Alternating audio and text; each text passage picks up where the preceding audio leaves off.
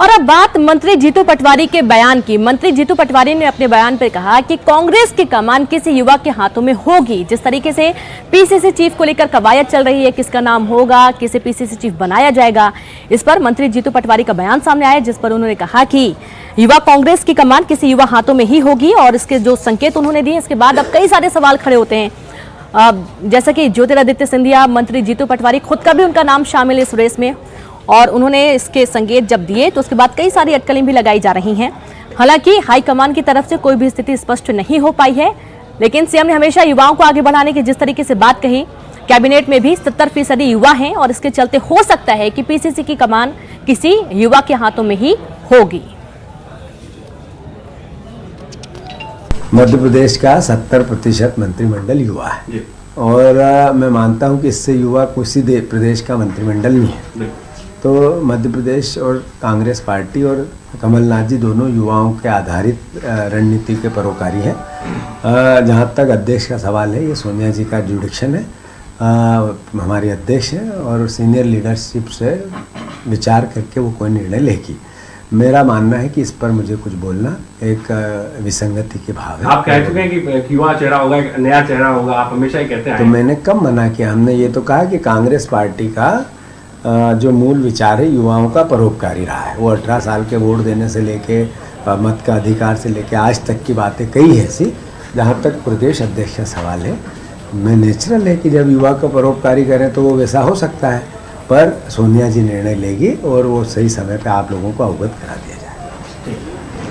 तो वहीं अहम खबर, जहां राज्य सरकार ने ओबीसी और समान वर्ग के लिए रियायतों का पिटारा खोल दिया है। जी हां, वचन पत्र के क्रियान्वयन के लिए मंत्री परिषद की समिति में सरकारी भर्ती में दोनों वर्ग के लिए उम्मीदवारों को आयु सीमा में 2 साल की छूट दी जाएगी, यानी कि सामान्य और ओबीसी वर्ग के लिए रियायतों का पिटारा खोला गया है। इसके अलावा परीक्षा फीस में 25% की छूट और साक्षात्कार के लिए आने जाने पर द्वितीय श्रेणी का रेल और बस का पूरा किराया देने पर सैद्धांतिक सहमति बनी है। भारत रत्न और पद्म विभूषण पुरस्कारों की तर्ज पर राज्य सरकार प्रदेश भूषण और प्रदेश रत्न पुरस्कार शुरू करेगी। साथ ही भरण पोषण में असमर्थ महिलाओं को भत्ता देने की भी बात राज्य सरकार ने कही है। वर्ग और पिछड़ा वर्ग की आयु सीमा में 2 वर्ष की छूट देगी सरकार, और परीक्षा फीस में भी 25% की छूट मिलेगी और इंटरव्यू देने के लिए आने जाने पर किराया भी मिलेगा। ये सब युवाओं के लिए एक, और रोजगार के हिसाब से जो मुख्यमंत्री कमलनाथ जी का एक विजन है, उसके हिसाब से यह है। वर्दीधारी पदों की आयु सीमा 33 वर्ष से 35 वर्ष और गैर वर्दीधारी की 40 से बढ़ाकर 42 करने का भी अनुशंसा आई है, जो कि ये मंत्रिमंडल में आगे आने वाले समय में आएगा। स्वयं का भरण पोषण करने में असमर्थ महिलाओं के लिए सरकार बना रही नई योजना, उनको भी एक राशि फिक्स राशि 2500 अभी प्रस्तावित है सब कमेटी के द्वारा, जिस पर चर्चा होने के बाद इस पर निर्णय लिया जाएगा। प्रदेश सरकार राष्ट्रीय पुरस्कारों की तरफ प्रादेशिक पुरस्कार देने की भी शुरुआत करेगी। ये भी सब कमेटी ने अपनी अनुशंसा की है, जिसमें प्रदेश रत्न और प्रदेश भूषण पुरस्कार दिए जाएंगे और पुरस्कार की राशि जो अभी टेंटेटिव है वो 5 लाख के। ब्रेक के बाद एक बार फिर से आप सभी का स्वागत है। हिंदू आतंकवाद और आईएसआई वाले बयान को लेकर दिग्विजय सिंह ने केंद्र सरकार पर निशाना साधा। उन्होंने प्रधानमंत्री और अमित शाह पर निशाना साधा। उनका कहना है कि अभी तक क्या आप सो रहे थे? 6 साल से आपकी केंद्र में सरकार है, आप जांच करवा सकते थे, लेकिन आपने जांच नहीं करवाई। और इस तरीके से दिग्विजय सिंह ने केंद्र सरकार पर हमला बोला और उन्होंने बोला कि अगर कोई सबूत मेरे खिलाफ है तो आप जांच करवाएं, कार्रवाई करें। वहीं उन्होंने दोनों प्रवक्ताओं के खिलाफ जल्द ही मानहानि का नोटिस भेजने की भी बात कही है। बता दें कि बीजेपी नेता जीवीएल नरसिम्हा राव और अमित मालवीय ने दिग्विजय सिंह को हिंदू आतंकवाद और आईएसआई का जासूस बताया था। एक बात मैं बता दूं आपको, भारतीय जनता पार्टी के 2 प्रवक्ता नरसिम्हन और अमित मालवीय, इन्होंने मुझ पर आरोप लगाया है कि आईएसआई के रूप में आए हुए 26/11 के आतंकवादियों में दिग्विजय सिंह हैंडलर था। अगर दिग्विजय सिंह हैंडलर था तो 6 साल से आपकी सरकार है, सो रहे हो क्या? प्रधानमंत्री जी आप सो रहे हैं क्या? अमित शाह जी आप सो रहे हैं क्या?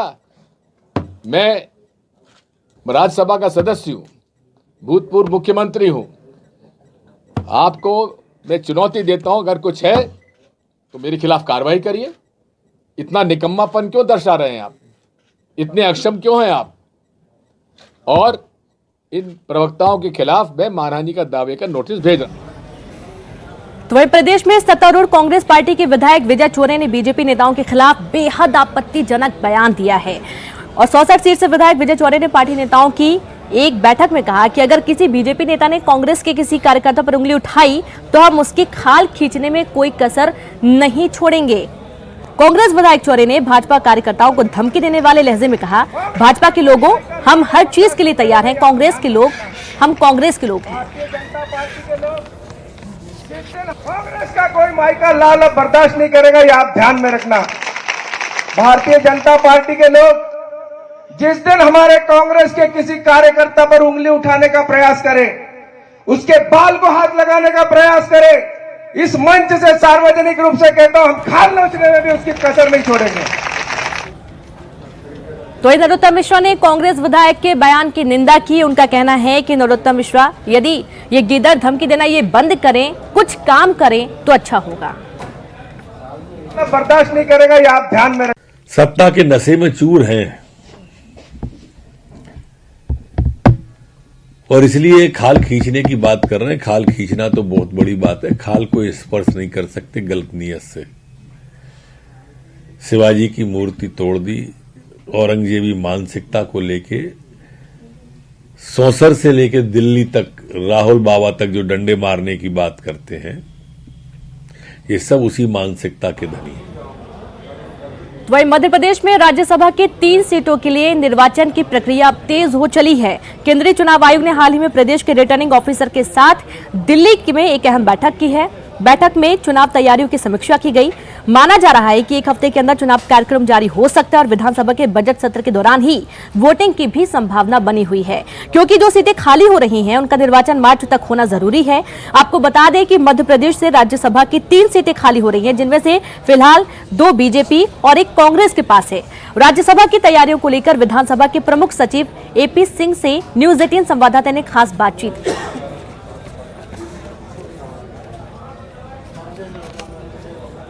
देश में राज्यसभा की 3 सीटों के लिए निर्वाचन की प्रक्रिया तेज हो गई है। हमारे साथ इस वक्त बात करने के लिए विधानसभा के प्रमुख सचिव एपी सिंह साहब हैं। सर, हाल ही में एक बैठक हुई आप लोगों की दिल्ली में राज्यसभा चुनाव को लेकर।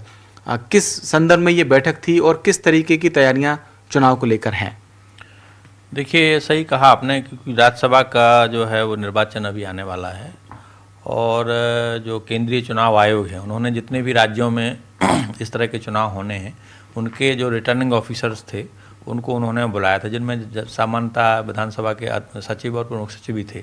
तो करीब 17 राज्यों में राज्यसभा के निर्वाचन अभी होना प्रस्तावित है।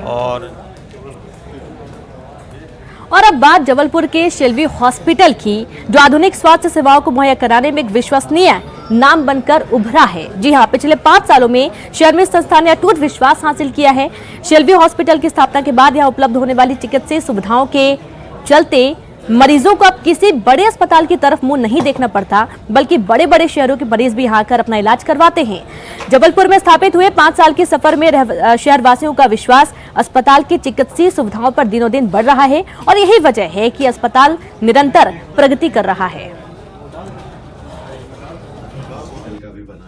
ये फर्क यहाँ पड़ने लगा है। अभी जबलपुर में जबलपुर के लोग तो कराते ही है, लेकिन नागपुर के लोग भी यहाँ आने लगे हैं। यहाँ हार्ट का भी इतना बढ़िया सर्जरी होता है, एंजियोप्लास्टी होता है, जॉइंट रिप्लेसमेंट होता है। अभी आने वाले टाइम में हम किडनी ट्रांसप्लांट भी करने वाले हैं। तो ये सब सर्जरीज एक बार होने लगेगी तो लोग को बाहर क्यों जाना पड़े, सब काम यहाँ हो रहा है। तो सर, फेथ धीरे से बनती है। फेथ एक इंस्टीट्यूट की रेपुटेशन स्थापना होने के बाद तुरंत नहीं होती है, लेकिन अभी हमको 5 साल हो गए, तो 5 साल में हमारे हजारों पेशेंट पूरे महाकौशल एरिया में अच्छे होकर घूम रहे हैं।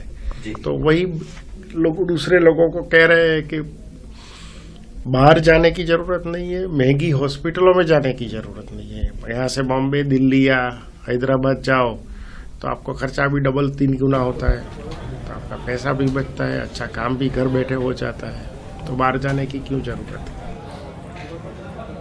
और इसी के साथ अपना एमपी में फिलहाल इतना ही। नमस्कार।